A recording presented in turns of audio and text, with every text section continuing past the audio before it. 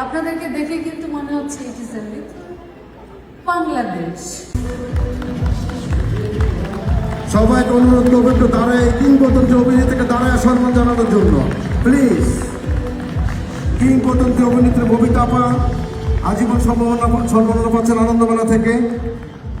আমি অনুরোধ করব মিস্টার প্রেসিডেন্ট এবং চেয়ারম্যান এবং কই ওকে তিনজন মিলে দিয়ে দেন। শিপারকে ফুলটা দেন নাকি আমাদের চিফ অ্যাডভাইজার শিপার চৌধুরী ফুল দিয়ে তাকে অভিবাদন জানাচ্ছেন।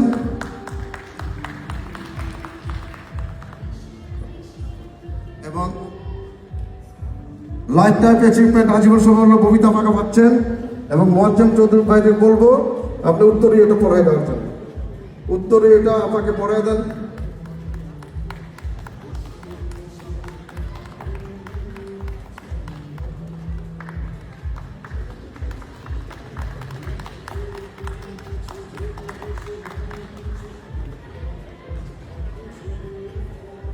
আপা আপনি যদি আপনার অনুভূতি ব্যক্ত করেন আমরা খুব খুশি হব। আসসালামু আলাইকুম জানাচ্ছি সবাইকে। আজকের এই সুন্দর স্বর্ণালী সন্ধ্যায় আপনাদের সবাইকে আমার অভিনন্দন।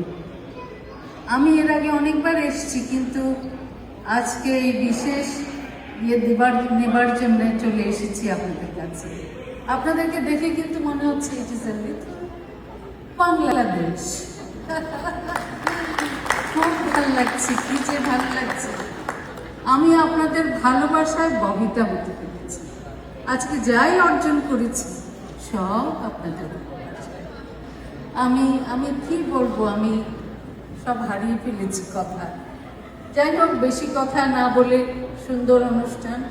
আর আমার কি যে ভালো লাগছে আজকে যারা পুরস্কার পেয়েছে আর আমাদের এই ছেলেপিলেরা এত ভালো করছে, আমার আগে এতটা আমার জানা ছিল না। আমি খুব খুশি হয়েছি। জীবনের সব কিছু শেষ না, অনেক কিছু করার আছে, অনেক কিছু। তো সেই জন্যে আমি বলবো এই যে লাইফ টাইম অ্যাচিভমেন্ট অ্যাওয়ার্ড পেলাম, এতে আমার খুশি, আমার অনেক কিছু করার আছে। যাই হোক, আপনারা সবাই দোয়া করবেন, ভালো থাকবেন সবাই। হ্যাঁ, সবাই আমার জন্য দোয়া করবেন। আপনারা ভালো থাকুন, সুন্দর থাকুন।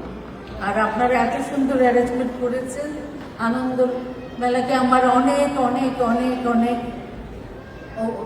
অভিনন্দন।